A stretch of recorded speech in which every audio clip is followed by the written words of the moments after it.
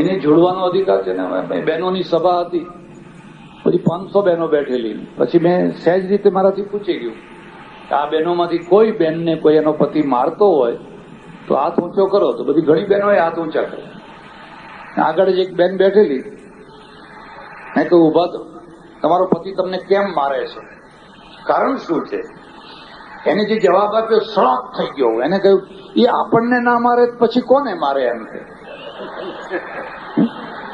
હું તો આશ્ચર્યચકિત થઈ ગયો. એને સમાધાન છે કે જો આપણને ના મારે, આ એના શબ્દો છે. એને એમ કે આ માર ખાવાનો જે મારો હક છે કોઈ બીજી લઈ જાય એવું નહીં ચાલવા દો. એટલે આ બધી પરિસ્થિતિ છે. ભારત ભારત છે, વિલાયત વિલાયત છે. બેના પ્રશ્નો જુદા છે અને ઉકેલો જુદા છે. એમાંથી પાર પડવા માટે આપણે આપણી રીતે પ્રયત્ન કરીએ છીએ. પશુ અત્યાચાર નિવારણ સંસ્થા વડોદરામાં રહી અને પોતાનું કામ કરે છે. વચ્ચે રહીને જે આપણાથી થઈ શકે, કોઈ તૂટેલું ગધેડું, કોઈ કૂતરું, કોઈ ગાય, કોઈ ફલાણું, કોઈ ફલાણું, કોઈ વાંદરું, કોઈ પડી ગયું, કોઈ આ થયું તે થયું. હવે માત્ર એને તમે માત્ર એના પ્રારબ્ધના આધારે છોડી ન શકો. એક આ પણ કારણ છે. હું વૃંદાવનમાં રહું અને અમે બધા 11 વાગે જમવા જઈએ અન્ન ક્ષેત્રમાં. 8-10 સાધુઓ હાથમાં પોતપોતાના તુંબડા લઈને નીકળીએ. અમારા આશ્રમને કોઈ દરવાજો નહીં, ચારે તરફથી ખુલ્લો, વચ્ચે 1-2 ઝાડ ને એની છાયામાં 8-10 ગાયો કાયમ બેઠી હોય. એક ગાયને આવડું મોટું ચાંદવું પડે, આવડું મોટું ચાંદવું, અને કાગડો આવીને એમાંથી માંસ ખેંચે ને ગાય આમ થઈ જાય, પૂંછડું આમ કરે, થાકી માથું હલાવીને. પછી મેં કહ્યું હવે એનો રસ્તો શું? મેં પાટો તૈયાર કર્યો. આટલી માટી લીધી, ચાંદા ઉપર મૂકી અને એક લાંબો પાટો આખા પેટ ઉપર ફેરવી અને બાંધતો હતો. ને અમારે બધા મહારાજો સ્વામીઓ બધા નીકળ્યા. મને કે ક્યાં કરતે હો? અરે મેં કહ્યું આ ગાય બિચારી બહુ દુઃખી થાય છે, આપણે એને પાટો બાંધીએ. અરે ક્યાં અજ્ઞાની की तरह बात करे, सब अपना अपना भोग रहे, भोगने दो. સૌ પોતપોતાનું ભોગવી રહ્યા છે. હવે આ કોઈ સમાધાન છે? આ એના પૂર્વના કર્મો ભોગવે છે, માટે એને ભોગવવા દો. આને વૈરાગ્ય કેવો, આને ત્યાગ કેવો, આને અજ્ઞાન કેવું કે આને શું કેવું? મેં કઈ બરાબર ધ્યાન ના દીધું ને પાટો બરાબર બાંધ્યો. હાજ પડતા પડતા પાછો ખસી જાય, ફરી બાંધ્યો. પણ ઘટના એવી ઘટી કે 7-8 દિવસમાં એ જ મહારાજ માદા પડ્યા. એમના રૂમમાં બૂમો પાડે, દૈયા રે દૈયા, પાણી પીલા દો, પાણી પીલા દો, પાણી પીલા દો. એટલે હું જઈને ઉબરા ઉપર ઉભો રહ્યો. મને કે ક્યાં દેખતે હો, પાણી લાओ, जी निकल रहा है. मैं को निकलने दो, ये सब अपना अपना भोग भोग रहे हैं, अपना अपना भोग भोग लेने दो. ગાયના માટે એને ભોગ ભોગવવાની વાત આવી. હવે એમ પોતે માદો પડે ત્યારે કે પાણી આપો, પાણી આપો. આ છટકવાની બારીઓ છે. આપણે જે જવાબદારીઓ છે એ જવાબદારીઓમાંથી છટકી જવાની આ બધી બારીઓ છે. અને એ બારીઓમાંથી આપણે મુક્ત થઈ અને સાચી દિશામાં કંઈક પગલું ભરીએ. અને એ પગલું હું માનું છું ત્યાં સુધી વડોદરાની જે 2-4 સંસ્થાઓ, એ સંસ્થાઓમાંની એક સંસ્થા પશુ અત્યાચાર નિવારણ સંસ્થા, કલ્પનાબેન અને બીજા બધા ભાઈઓ, આ બધા એમના અધ્યક્ષશ્રીઓ વગેરે મળીને કામ કરી રહ્યા છે. એમને તો મને એટલે સુધી કહ્યું કે અમે ઘણીવાર કેસ પણ કરી દઈએ છીએ, એના માલિક ઉપર પણ કેસ કરી દઈએ, તારાથી આ ના થઈ શકે. અને અમારે ધમકીઓ પણ સહન કરવી પડે. કારણ કે જયારે તમે કંઈ કામ કરવા આગળ પડો તો તમને ખબર હશે કે અમદાવાદમાં પેલા ગીતાબેન, એની શું દશા થઈ, હમણાં જ એક ભાઈની શું દશા થઈ. તમારે તો એ બધું ધ્યાનમાં જ રાખવું પડે. કારણ કે આપણે એક જુદી પરિસ્થિતિમાં જીવન જીવી રહ્યા છીએ. એક જુદી જ પરિસ્થિતિ છે અને જુદી પરિસ્થિતિમાંથી રસ્તો કાઢવાનો છે. ત્યારે અહીંયા વડોદરાથી 5-7 કિલોમીટર દૂર આ ચાપડ જેવા ગામમાં જે દાતાએ જમીન આપી, એ દાતાઓને જેટલા ધન્યવાદ આપીએ એટલે થોડા છે. ખરેખર આ એક સારા કામ માટે આ જમીન આપી છે. અને અહીંયા હમણાં જેમ રિપોર્ટમાં કહેવામાં આવ્યું એમ 12,000, 15,000 પશુઓની ચિકિત્સા થાય છે, એમને આરામ અપાય છે, ખોરાક અપાય છે, પછી પાછા છોડી દેવાય છે. એમનું નેચરલ જીવન જીવતા કરાય છે. કૂતરાઓનો પ્રશ્ન ઉકેલવા માટે સંતતિ નિયમનનું પણ કામ થાય છે. એ મને ખબર નહીં કે સરકારે એમાં કઈ ઇનામ રાખ્યું છે કે નથી રાખ્યું. જેવી રીતે માણસો માટે રાખ્યો છે, જોકે માણસો માટેના ઇનામો વચ્ચેના માણસો જ ખાઈ જતા હોય છે. ખરા માણસો સુધી તો બહુ ઓછું પહોંચતું હોય છે. પણ આ માટે પણ કઈ પ્રોત્સાહન રાખવું જોઈએ. આ તો સરકારી કામ છે ને રાષ્ટ્રીય પ્રશ્ન છે, એટલે રાષ્ટ્રીય પ્રશ્નમાં સરકારે જ વધુ મહત્વનો ભાગ ભજવવાનો હોય અને આશા છે કે સરકાર પણ આમાં પૂરેપૂરું ધ્યાન આપશે અને આ સેવાભાવી સંસ્થા આવી રીતે વધુ ને વધુ પ્રાણીઓના આશીર્વાદ લે, પ્રાણીઓના ઉપર દયા કરે, લોકોનું દાન પણ આ તરફ વળે. આપણે જયારે લાખો ને કરોડો રૂપિયા બીજા ઘણા કામમાં વાપરી નાખીએ છીએ, ત્યારે આપણી સાથે જીવતા અને આપણા વચ્ચે ક્રૂરતાનો શિકાર બનીને રીબાતા આ પ્રાણીઓ માટે આપણે કંઈક પણ કરી છૂટીએ તો હું એમ માનું છું કે આપણા માનવતાનો એ વધુ સારો વિકાસ થયો ગણાશે. એક દાખલા તરીકે, વધારે નહીં પણ એક દાખલા તરીકે મારી સંસ્થા તરફથી આ સંસ્થાને 25,001 રૂપિયા હું આ કાર્ય માટે આપું છું અને પરમેશ્વરને પ્રાર્થના કરું છું કે મારા દેશમાં રહેનારા પશુઓ, માણસો પણ, અમારે ત્યાં તો શાસ્ત્રમાં જીવને પણ પશુ જ કયો છે. એટલે તો નેપાળમાં પશુપતિનાથ છે, શિવનું નામ પણ પશુપતિ છે.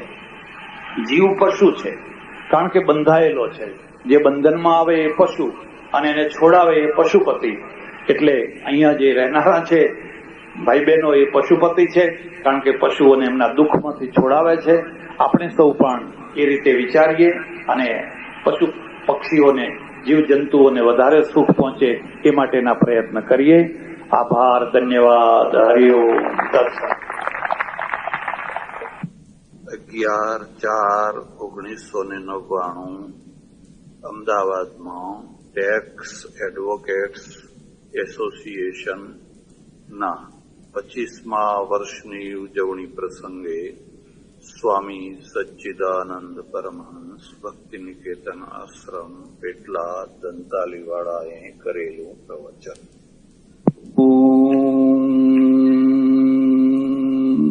નમઃ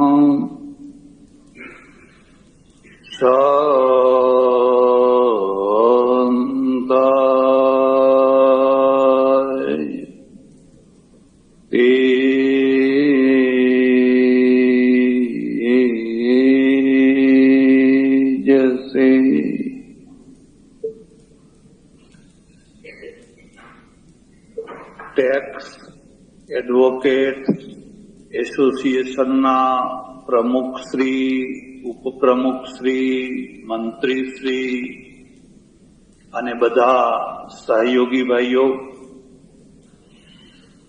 આજના શુભ પ્રસંગે પધારેલા કમિશનર મહોદયશ્રી, ભાઈ શ્રી ઠાકોરભાઈ, મંચ ઉપર બિરાજેલા બધા જ વિશિષ્ટ મહાનુભાવો, સજ્જનો અને બહેનો. એડવોકેટ અથવા વકીલ શબ્દનો બિલકુલ શુદ્ધ સંસ્કૃત શબ્દ મળતો નથી. અધિવક્તા, મહાધિવક્તા નવો બનાવેલો શબ્દ છે. પ્રચલિત કે રૂઢ શબ્દ નથી. અને એના ઉપરથી એમ કહી શકાય કે બહુ પ્રાચીન કાળમાં કદાચ આપણી પરંપરામાં વકીલોની આવશ્યકતા નહીં હોય.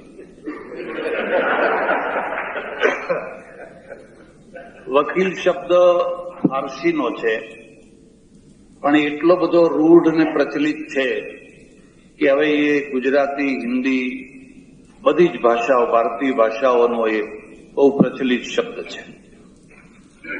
મેં એનું સંસ્કૃતિકરણ કરવાનો પ્રયત્ન કર્યો કે અમારી સંસ્કૃત ભાષામાં એક એટલી ખાસિયત ને શક્તિ છે કે જો તમને વ્યુત્પત્તિ કરતા આવડે તો તમે કોઈ પણ શબ્દનું સંસ્કૃતિકરણ કરી શકો.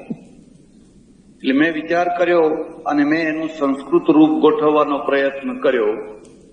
વાત કીલ ઇવ યસ્ય સ વકીલા. કદાચ તમે બરાબર નહીં સમજી શક્યા હો. જેની વાણી ખીલાના જેવી હોય, ખીલ એટલે ખીલો, વાત, જેની વાણી ખીલાના જેવી હોય એનું નામ વકીલ. ખીલાના જેવીનો અર્થ એવો છે કે એકવાર બરાબર મજબૂતાઈથી એ ખીલાને જો ઠોક્યો હોય, ચોંટાડ્યો હોય તો પછી એ ટસથી મસ્ત થઈ શકે.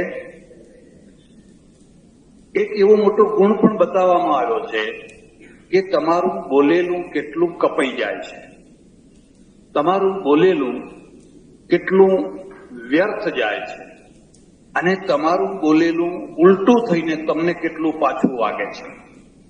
એટલે વૈદિક મંત્રની એક પ્રાર્થના છે, આનો ભદ્રા ક્રતવો યંતુ વિશ્વત અદબ્ધાસહ.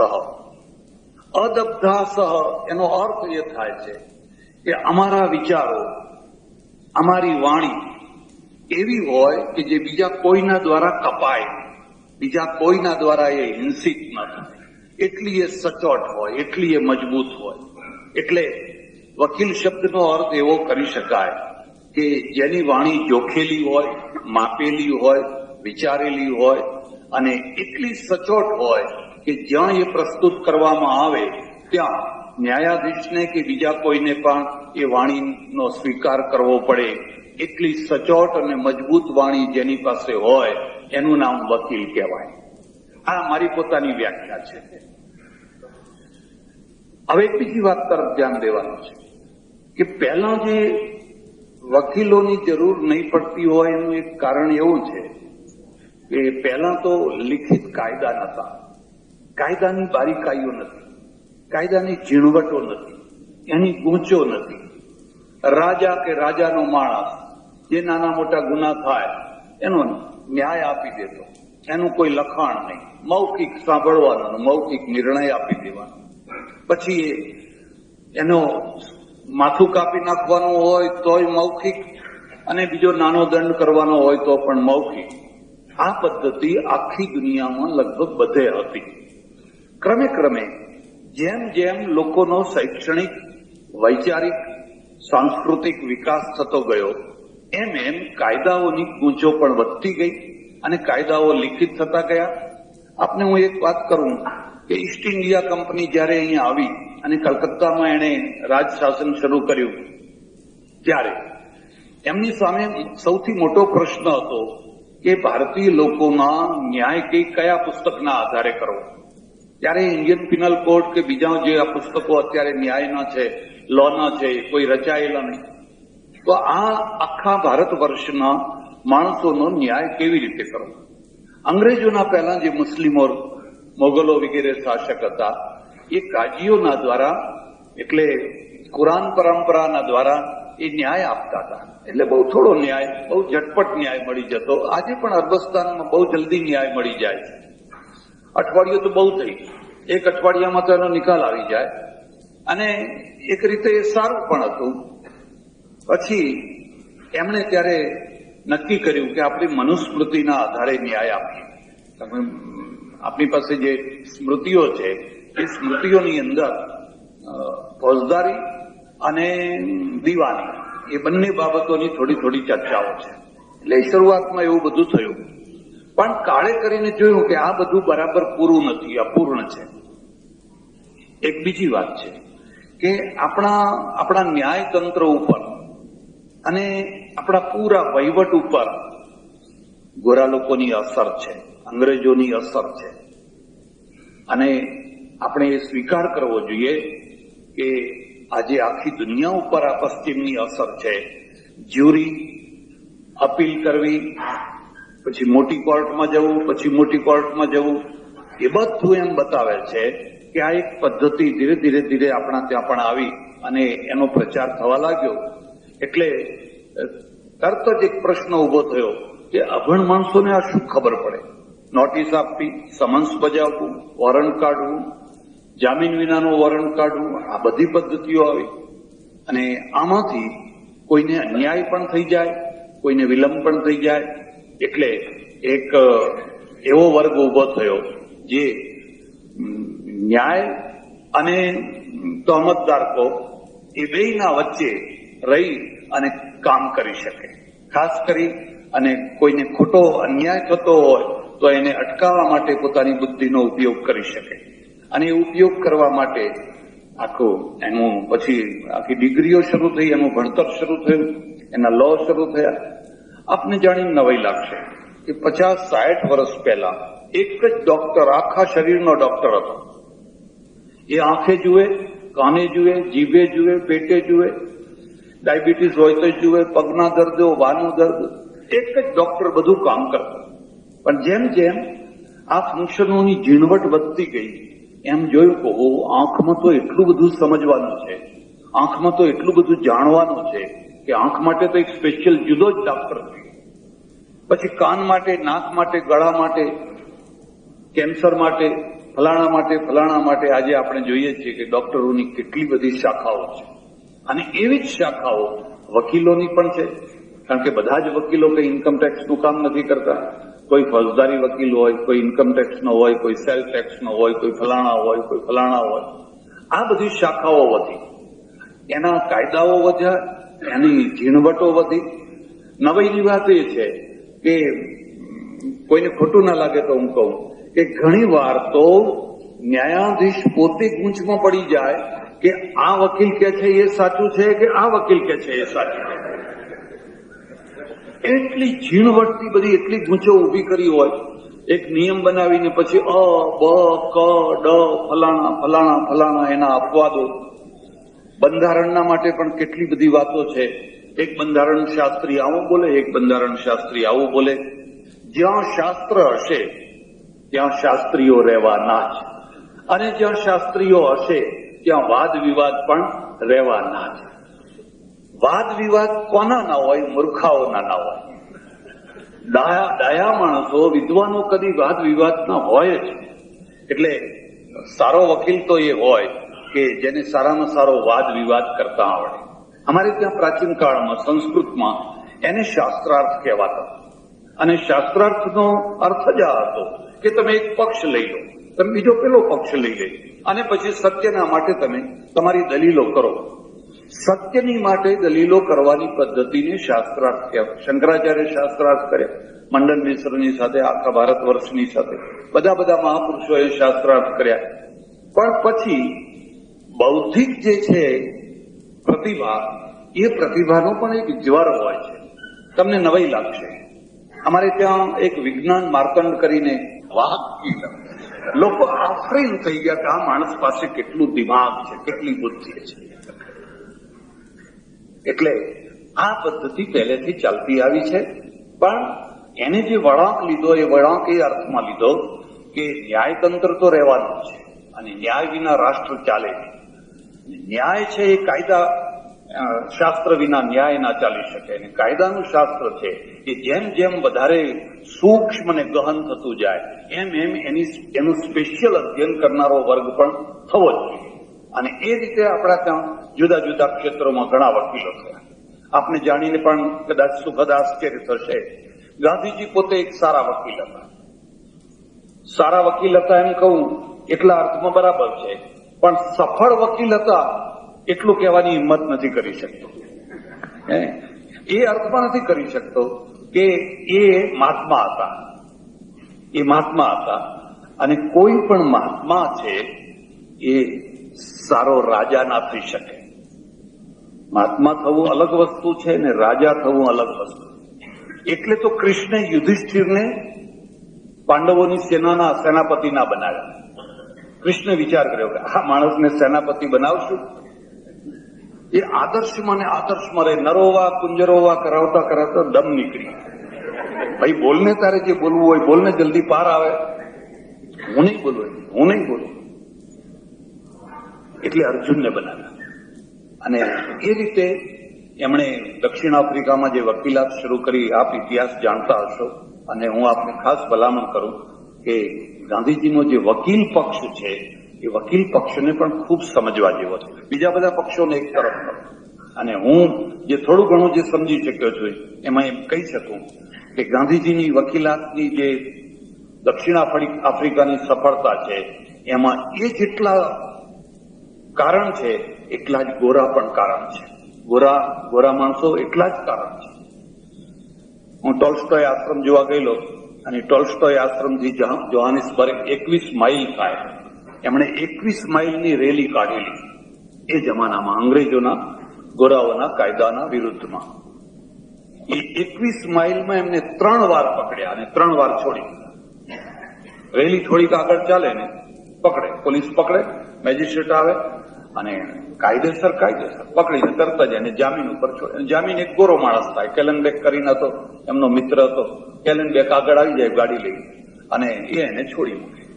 હવે તમે જ વિચાર કરો કે આવી રેલીમાં આપણી પોલીસે કોઈને પકડ્યો હોય તો ક્યારે છોડે? અડધા કલાકમાં છોડી દે, ફરી પાછા 2 કલાકમાં બીજી વાર પકડાય, ફરી છોડી દે. એમનું એક ધોરણ હતું અને એ ધોરણના કારણે એ 3 વાર પકડાયા અને 3 વાર છૂટ્યા અને ઘણી સફળતા પણ એમને મળી. આ 2 તરફના કારણો હતા. પણ એથી વધારે જો આપને એમ કહું કે ભારતની આઝાદીમાં સૌથી વધારેમાં વધારે કોઈએ ભાગ ભજવ્યો હોય તો એ વકીલોએ ભજવ્યો છે. મોતીલાલ નહેરુ, તેજ બહાદુર સપ્રુ થી માંડીને ગાંધીજી સુધીના, સરદાર પટેલ સુધીના જોશો તો બધા જ વકીલો. એનું કારણ એક એવું હતું કે સરકાર સાથે જે લડવાનું હતું એ કાયદેથી લડવાનું હતું, યુક્તિથી લડવાનું હતું, તર્કોથી લડવાનું હતું, તલવારથી લડવાનું હતું. તલવારથી લડવાનો આખો પ્રસંગ જુદો હતો, આ તો કાયદેથી લડવાનું હતું. અને એટલા માટે ગોખલે, તિલક વગેરે જે કોઈ નેતાઓ આપણને મળ્યા એમાંના મોટા ભાગના વકીલો હતા. એથી પણ વધારે આપને કહું કે ગુલામી વિલાયતથી આવી અને આઝાદી પણ વિલાયતથી આવી. જે લોકો વિલાયત ગયા એ વિલાયતમાંથી આઝાદીના બીજ લઈને આવ્યા. જે વિલાયત ગયા જ નહીં એ આઝાદીને પૂરી સમજી ન શક્યા અને ઘણી મોડે સમજ્યા. જે ગયા એમણે જોયું કે આ લોકોના જીવન કેવા છે, વ્યવસ્થા કેવી છે, કેવા મુક્ત રીતે ફરે છે અને આપણે કેવા ગુલામ છીએ.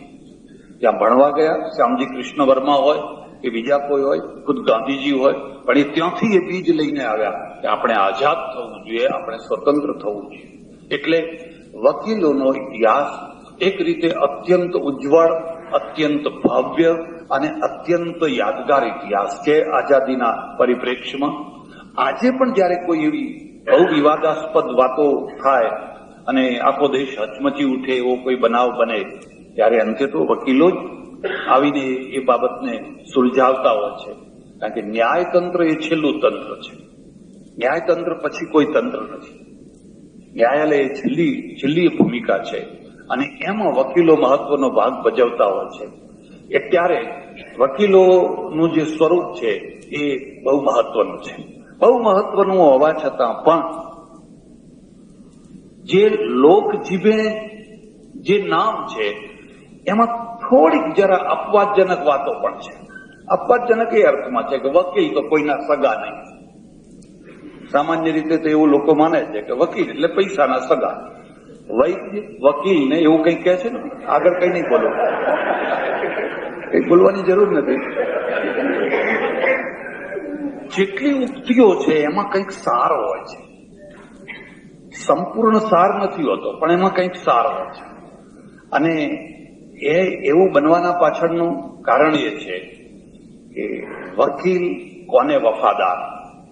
પોતાના અસીલને વફાદાર, માત્ર અસીલને વફાદાર. આ એક સિદ્ધાંત છે.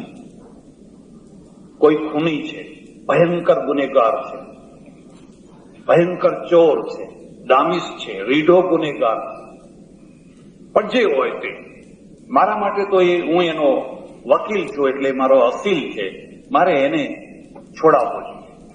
આ એક સિદ્ધાંત છે. એક બીજો સિદ્ધાંત એવો છે કે વકીલ છે એ પોતાના ધંધાને વફાદાર હોય, પોતાના અસીલને વફાદાર હોય એ જરૂરી છે, પણ સાથે સાથે રાષ્ટ્રને ગદ્દાર ન થવો જોઈએ. રાષ્ટ્રની વફાદારી ખંડિત ન થવી જોઈએ. બે વફાદારીઓ પૂરક બનવી જોઈએ. એક તરફ રાષ્ટ્ર ડૂબતું હોય ને બીજી તરફ અસીલ બચતો હોય તો એમાં રાષ્ટ્રને ડૂબવા દેવું ને અસીલને બચાવવું તો એ માત્ર ધંધાની વફાદારી છે. અને માત્ર ધંધાની વફાદારી હોય તો આ વાત બરાબર છે, પણ રાષ્ટ્ર અને ધંધો આ બે એકબીજાના પૂરક છે. એક ત્રીજી વાત છે કે ધંધાની વફાદારી એની સાથે સાથે લોકોની વફાદારી, એક લોકો પણ છે, એક સમાજ છે, એક વ્યવસ્થા છે, એ બેયના વચ્ચે અનબેલેન્સ ન થવું જોઈએ.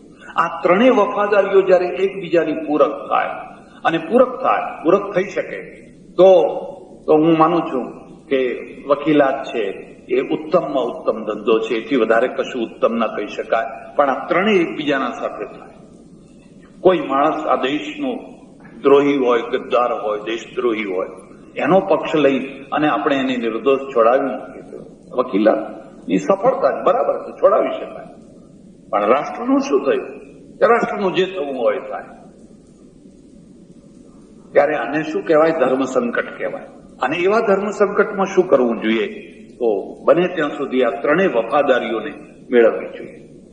મારા ઓળખીતા એક વકીલ હતા, બહુ સારા વકીલ હતા, દીકતો ધંધો, નાગર બ્રાહ્મણ, અને એમણે 50 વર્ષ ઉપર એક કેસ લીધેલો.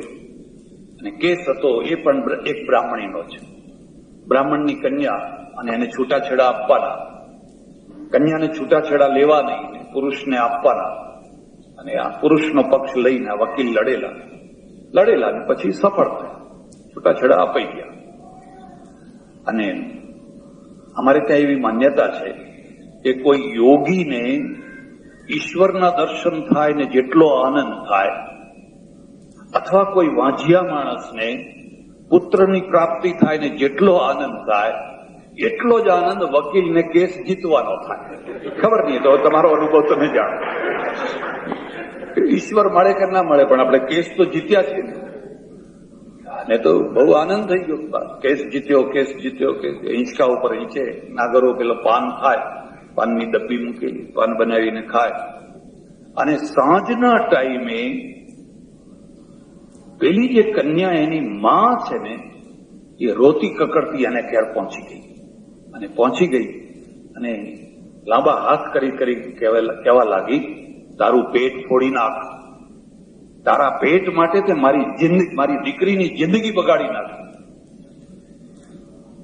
ગીતામાં એવું લખ્યું છે, સ્ત્રીનામ વાક્ય, જે વિભૂતિઓ છે એ વિભૂતિઓમાં સ્ત્રીની વાણીને વિભૂતિ માની છે. પુરુષની વાણી ખરી, પણ પુરુષના હાથમાં વિભૂતિ હશે કદાચ, પણ સ્ત્રીની વાણીમાં વિભૂતિ છે. એ વિભૂતિ એવી છે કે ધારે તો મર્દાને જીવતા કરી નાખે, અને ધારે તો જીવતાને મર્દા કરી નાખે, બિલકુલ મર્દા બનાવી દે. પારણામાં ઝુલાવતા ને ઝુલાવવા માટે તમે જોયું, પૃથ્વીરાજને મળદું બનાવી દીધું. કોણે? સંયુક્તાએ. પૃથ્વીરાજ મળદું થઈ ગયું અને દેશ હારી ગયો. જીજાબાઈએ છે શિવાજીને મર્દ બનાવી દીધો, એ જ વાણીના દ્વારા. એ ભગવાને કહ્યું છે, સ્ત્રીની જે વાણી છે એ મારી વિભૂતિ છે. અને એ જયારે ક્રાંતિથી બોલે છે, નાભીમાંથી બોલે છે, રણચંડી થઈને બોલે છે, દુર્ગા થઈને બોલે છે. દ્રૌપદીએ જયારે ભરી સભામાં ભીષ્મને કહ્યું કે તમને શરમ આવે છે? મારા ચીર ખેંચાય છે અને તમે નીચું જોઈને ગાલીને બેઠા છો. એ માં આવીને એને એવો ઉધડો લીધો. પેલો વકીલ તો સડાપ થઈ અને આખી રાત એને ઊંઘ ના આવી. એને એમ થયું કે વાત તો સાચી છે, મારા પેટ માટે મેં આની જિંદગી બરબાદ કરી નાખી. આ સ્ત્રી બ્રાહ્મણની છોકરી છે, એના પુનર્લગ્ન થવાના નથી, એ જમાનામાં રિવાજ નતો. અને હવે એ કોઈ ધનધડા વિનાની થઈ જશે. શું મારે પેટ ભરવા માટે, મારે હિંચકા ખાવા માટે, મારે ખુરશી ઉપર બેસવા માટે આવા જ કામ કરવાના? અને જો આવા જ કામ કરવાના હોય અને હું લાલ મોઢું પાનનું કરું, પિચકારીઓ મારું, તો એમાં મારી કઈ મહત્તા? પરોળીએ આખી રાત એને ઊંઘ ના આવી, અને પરોળીએ રે પસ્તાવો વિપુલ ઝરણું સ્વર્ગથી ઉતર્યું છે, પાપી તેમાં ડૂબકી દઈને પુણ્યશાળી બને છે. કોઈ વાર માણસને છે ને પોતાના ધંધા ઉપર ફિટકાર આવે, પોતાના ધંધા ઉપર ગૌરવ પણ આવે અને ફિટકાર પણ આવે. અને પ્રત્યેક ધંધાનું જમા પાસું છે અને ઉધાર પાસું છે. એવો કોઈ ધંધો નથી કે એનું ઉધાર પાસું ના હોય, અને એવો કોઈ ધંધો નથી જેનું જમા પાસું ના હોય. પરોડિયાને એક જ દે ચિનગારી, હમણાં કોઈ ગાતું હતું ખબર? મહાનલ એક જ દે ચિનગારી, એને એક ચિનગારી પ્રગટી. સવાર થયું ને પેલી નાગરાણી હતી, એને કહ્યું, બોલ, મારી સાથે આવવું છે, ખાદીની સાડી પહેરવી પડશે. આ બધી મેં તને સાડીઓ, બનારસી સાડીઓ પહેરાવીને ફેંકી દેવાની. હું જઉં ત્યાં, જે ખાઉં ત્યાં, જ્યાં રહું ત્યાં રહેવું પડશે. અને બેન પણ એવી, એને કહ્યું કે તમે આજ સુધી મને બનારસી સાડીઓ પહેરાવી છે, અને હવે તમે મને ખાદીની સાડી પહેરાવશો તો ખુશીથી હું ખાદીની સાડી પહેરીશ. સંબંધોની અંદર પણ એક પ્રેમ તત્વ કામ કરતું હોય છે, અને પ્રેમ બધા બલિદાન સ્વીકાર કરતું હોય છે. અને પ્રેમ તત્વ ના હોય તો કે તમે તારે જાઓ ને, અમારે તો જો 10 વર્ષ ચાલે એટલી સાડીઓ છે, કશો વાંધો નહીં આવે, બાકી અમે તમારા જેવા ગાડા નથી. આ બંને માત્ર છત્રી તાણીને એક બાવળ નીચે જઈને બે બેઠા. ચરો હતો ને જ્યાં ઘણા બાવળો ઉગેલા, એવા બાવળ નીચે જઈને બેઠા. પેલી પૂછે છે કે અહીં શું કરશો? કે બસ અહીંથી હવે નવો જન્મ, આપણો નવો જીવન શરૂ થાય. અને ત્યાંથી ધીરે ધીરે ધીરે ધીરે એક આશ્રમ કર્યો, અને એ આશ્રમ એટલો મોટો વિકસિત થયો, એટલો મોટો વિકસિત થયો, એટલા મોટા એના સારા પરિણામ આવ્યા. એમાં એટલા બધા ધંધા, ઉદ્યોગ, સામાજિક, બીજું ત્રીજું બધું ઘણું ઘણું થઈ શક્યું. એટલે આ એક એનું એક બીજું પાસું પણ છે. અને એ પાસું જયારે આવે છે ત્યારે આપણને એમ લાગે કે વકીલની પરંપરા છે, એ વકીલની પરંપરામાં પણ કંઈક એવું હોવું જોઈએ કે સમય સમય ઉપર એમને યાદ અપાવવું જોઈએ કે જોજો ભાઈઓ, જોજો તમારા હાથમાં એક મોટામાં મોટી તલવાર છે. બુદ્ધિથી મોટી તલવાર નથી, તર્કથી, દલીલથી મોટી કોઈ તલવાર નથી.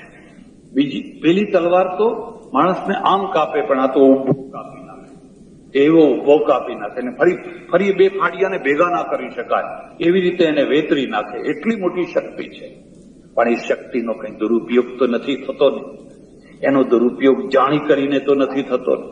અને એ જો જાણી કરીને થતો હોય તો કંઈક લાલ બત્તી ધરવા જેવું ખરું.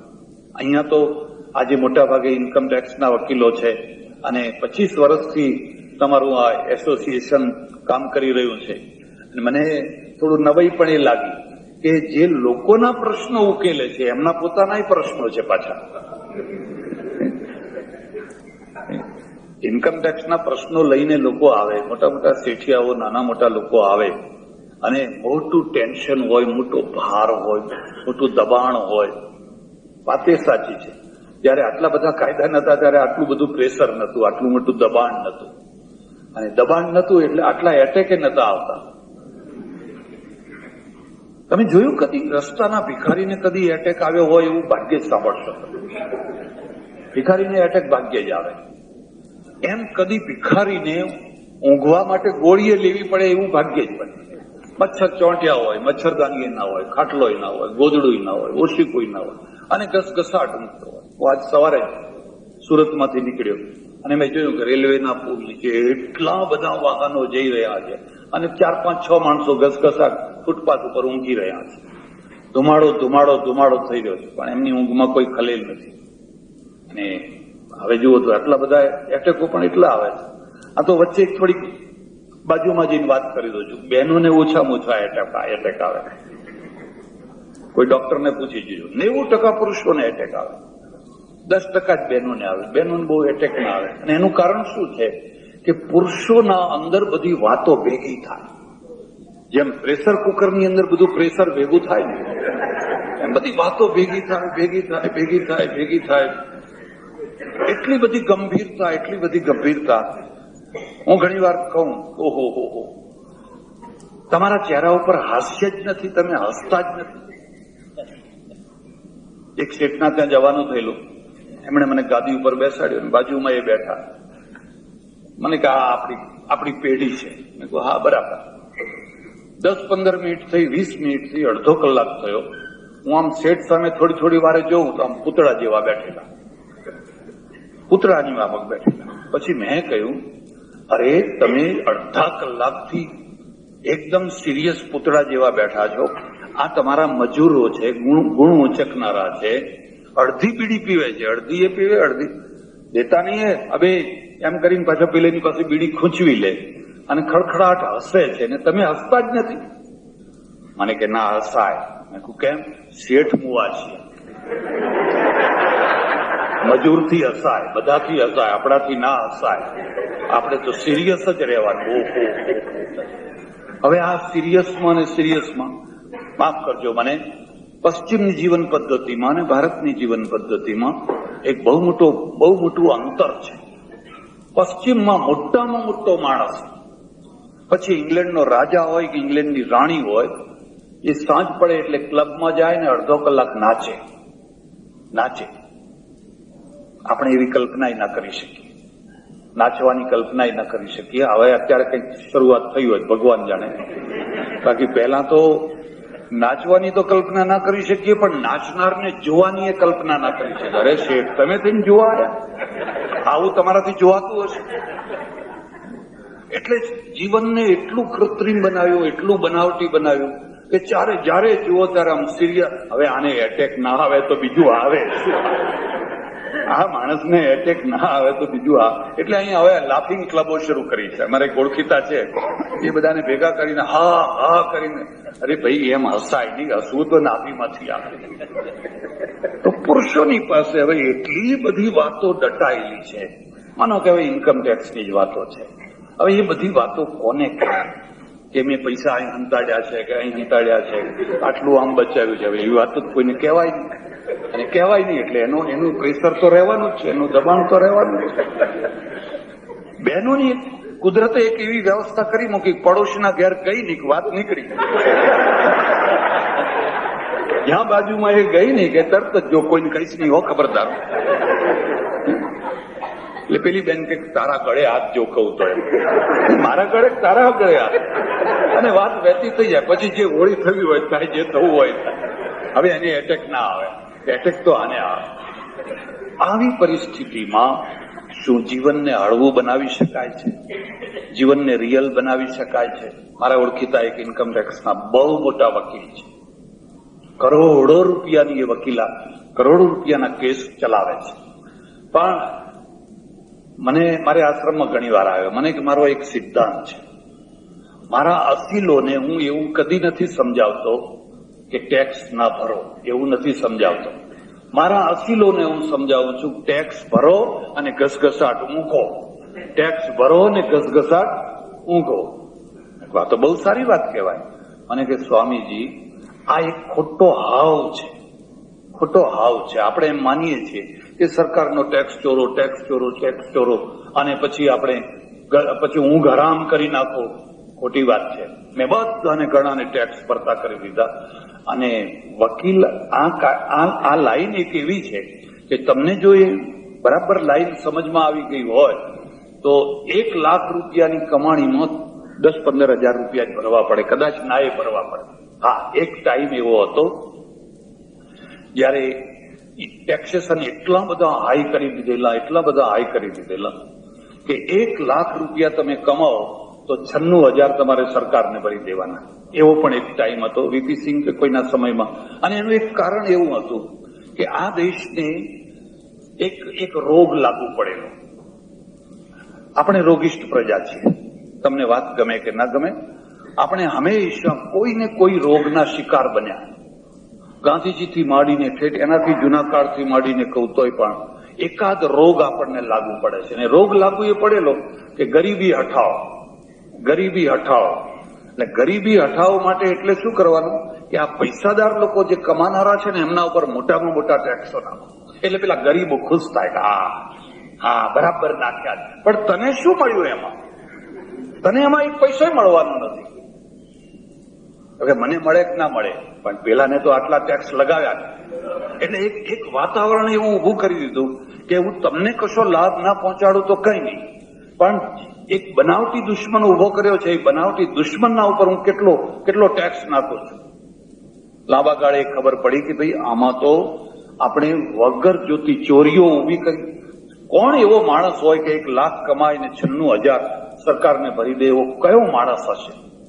એવા કોઈ માણસ પાસે અપેક્ષા ના રાખી છે. ચાણક્ય લખ્યું છે કે ટેક્સ એવો હોય જેમ ફૂલ ઉપરથી ભમરો રજ લે છે એવો હોય, જેમાં ફૂલ તૂટે નહીં, ફૂલ કરમાય નહીં, ફૂલને નુકસાન ના પહોંચે અને ભમરાને મધ મળે, ભમરાને પણ પૂરેપૂરું મધ મળે. એવો ટેક્સ ન હોય કે એમાં આખું ફૂલ જ શું થઈ જાય, કે ફૂલ જ ગાયબ થઈ જાય, બધું જ લઈ લો, બધું જ લઈ લો, બધું જ લઈ લો, તો તમે રાજ નહીં કરી શકો. બહુ સુંદર એક શ્લોક લખેલો છે, હું શ્લોક નહીં બોલું, એનો ભાવ તમને કહી દઈશ. એણે કહ્યું છે કે રાજાનું હિત કરનાર જે પ્રધાન છે, વિત્ત મંત્રી, દ્વેષ્યતામ યાતિ લોકે, એ લોકોનો દ્વેષી થઈ જશે કે જયારે જુઓ ત્યારે ટેક્સ નાખ્યા કરે છે, ટેક્સ નાખ્યા કરે. રાજા ખુશ થશે કે આ ખજાનચી સારો આવ્યો છે, નવા ટેક્સો નાખે છે અને આપણો ખજાનો ખૂબ ભરી આપે છે. અને જો લોકોનું હિત કરવા જાય અને ટેક્સોની માફી કરવા જાય તો રાજાને એમ થશે કે આને ક્યાં લઈ આવ્યા, તો તિજોરી ખાલી કરી નાખશે. ઇતિ મહતિ વિરોધે. હવે બેયમાં વિરોધ છે, રાજાનું ભલું કરવું એટલે રાષ્ટ્રનું ભલું કરવું કે લોકોનું ભલું કરવું. ઇતિ મહતિ વિરોધે દુર્લભ કાર્ય કરતા. પણ બેયનું ભલું કરી શકે, રાષ્ટ્રનું પણ ભલું થાય ને લોકોનું પણ ભલું થાય, બેયનું ભલું કરી શકે એવો જ દિવાન મળે, એવો વિત્ત મંત્રી મળે, અત્યંત દુર્લભ કહેવાય અને એ જ સફળ કહેવાય. અને એ સફળતા થઈ શકે છે, એવી સફળતા થઈ શકે છે. ટેક્સેશનની પદ્ધતિ એવી રીતે વધારવામાં આવે. આજથી 15 વર્ષ ઉપર એક વિત્ત મંત્રીને એક સભામાં અમારે એક જ સ્ટેજ ઉપર એક સભા ચાલતી હતી.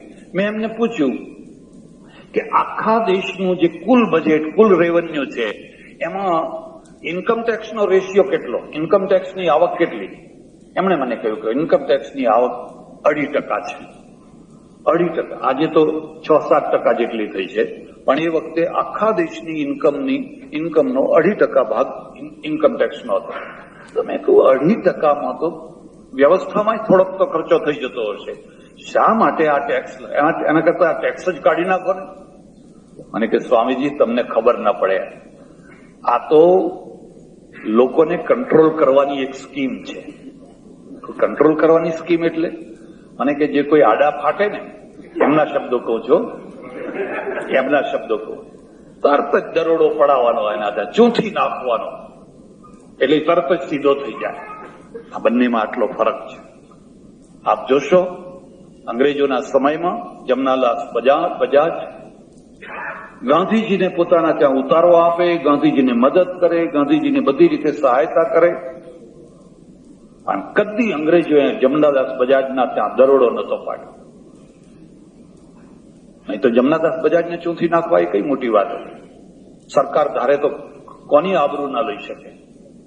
તમારા ઘરમાં ગમે તે વસ્તુ મૂકી શકે છે, ગમે તે કરી શકે છે, ગમે તે રીતે તમને પછી 10 વર્ષે તમે કદાચ કોર્ટમાંથી છૂટો ત્યારે છૂટો, પણ હમણાં તો પેપરવાળા તમારું ખલાસ કરી નાખે, ખતમ કરી નાખે, પણ એને કદી દરોડો નતો પાડ્યો. પણ અમારે તો આ જરૂરી છે. અને ત્યારે મને એમ થયું કે ઓહો, આ ટેક્સેશનમાં પણ રાજકારણ છે, અને એ રાજકારણના હિસાબે કઈ બોલવા જેવું રહ્યું. આજે 6-7% જેટલો ઇન્કમ ટેક્સની આવક થતી હશે, પણ છતાંય મૂળ પ્રશ્ન, અને આજે તો ઘણું સારું કર્યું છે, ઘણું સારું કર્યું છે. હવે તો ટેક્સો ઘણા ઓછા કરી નાખ્યા છે, પણ લોકોમાં હજુ સમજ નથી, જોઈએ એવી જે સમજ કેળવાવી જોઈએ એ નથી, અને પૂરી સમજ આવવાની પણ નથી. પણ આજે તો 30% તમે ભરો, મારા ખ્યાલથી ખબર નહીં, વધારેમાં વધારે 30% જેટલા તમે ભરો, 30% ભરો તો 2 વર્ષમાં બેંક તમને 30% આપી દે. એની વસ્તુને બેંકમાં જમા. હું મારે હોંગકોંગ જવાનું થયું, અને હોંગકોંગ મેં જોયું ઉદ્યોગો, એક નાનો સરખો ટાપુ, એક નાનો, કોઈ બેકાર નહીં, કોઈ ભિખારી નહીં, કોઈ ફૂટપાથ ઉપર નહીં. આનું કારણ શું છે? મને કહ્યું કે અહીંયા એટલી બધી કંપનીઓ છે, એટલી કંપનીઓ ભારતમાં નથી. ને અંગ્રેજોએ જયારે હોંગકોંગ સોંપ્યું, $55 અબજ તિજોરીમાં સોંપ્યા. 55 અબજ વિદેશી હુંડિયામણ તિજોરીમાં સોંપ્યા. હોંગકોંગનું, અને તે એરપોર્ટ બનાવ્યા પછી સમુદ્ર ઉપર એક બહુ મોટું એરપોર્ટ બનાવ્યું. ભારતનું વિદેશી હુંડિયામણ આજે $29 અબજ છે. ક્યાં 29 અબજ ને ક્યાં $55 અબજ. કેમ? વધારેમાં વધારે ટેક્સ 18%. અને કહ્યું કે અહીંની એક ખાસિયત છે કે તમે ગમે એટલું કમાઓ, વધારેમાં વધારે ટેક્સ 18%, બસ 18% આપી દો એટલે તમને છૂટા. અને જો કોઈ દિવસ આ વાત દિલ્હી સુધી પહોંચે અને આપણા સૌના મગજમાં આ વાત ઉતરે અને જો એમ સમજવામાં આવે કે આ ટેક્સેશન ઓછા કરશો તો કમાણી વધવાની છે, અને કમાણી કદાચ વધે કે ન વધે પણ એટેક તો ઓછા થઈ જશે, ઘણા એટેક ઓછા થઈ જશે. અને એટેક ઓછા કરવા એ પણ રાષ્ટ્રની એક બહુ મોટામાં મોટી ભક્તિ છે. ત્યારે તમારું જે એસોસિએશન છે આજે 25 વર્ષ ઉજવી રહ્યું છે, ત્યારે મારે તો આપને આટલી જ વાત કહેવાની છે કે આપ એક અભિજાત વર્ગમાંથી આવી રહ્યા છો. વકીલાત એક અભિજાત વર્ગ છે. એ શાંતિના કાળમાં પોતાની આજીવિકા 2 પૈસા કમાતો હોય છે વકીલ, પણ જ્યારે અશાંતિનો કાળ આવે, જ્યારે ઉદ્વેગનો કાળ આવે, જ્યારે એવો કોઈ આપત્તિનો કાળ આવે, ત્યારે આ વકીલ જ સૌથી આગળ થઈ અને લોકોને માર્ગદર્શન કરતા હોય છે. એમના વિના ચાલી શકતું નથી હોતું. ત્યારે આપની 2 ધારી તલવાર જેવી એક જવાબદારી છે. એક તરફ અસીલો પ્રત્યેની વફાદારી છે, અને હું તો આપને એવી સલાહ આપું, મારી સલાહ આપને ગમે કે ના ગમે તો એવી સલાહ આપું કે જે અસીલ રાષ્ટ્રદ્રોહી હોય અથવા સમાજદ્રોહી હોય એનો કેસ ના લેવો. એટલી મર્યાદા પણ જો રાખી શકાય, કદાચ રાખી શકાતી હોય તો રાખી શકાય. ને એવા પણ ઘણા વકીલો હશે કે કહે છે કે મારાથી આ કેસ નહીં લઈ શકાય. એવા ઘણા ડોક્ટરો છે જે કહી દેશે કે આ કેસ મારા વશનો નથી, તું બીજે લઈ જા અથવા ગમે તે લઈ જા, આ કેસ મારા હાથની વસ્તુ નથી. જો ડોક્ટર એમ કહી શકતો હોય, વકીલ એવું શા માટે ના કહી શકે? અને વકીલ જયારે એવું કહે તો એની એક પ્રતિષ્ઠા ઉભી થાય છે. એવા ઘણા મારા ઓળખીતા એવા બીજા વકીલો પણ છે કે જે ખરાબમાં ખરાબ કેસ લેતા હોય છે અને ખરાબ રીતે એને ઉકેલતા હોય છે. ખરાબ રીતે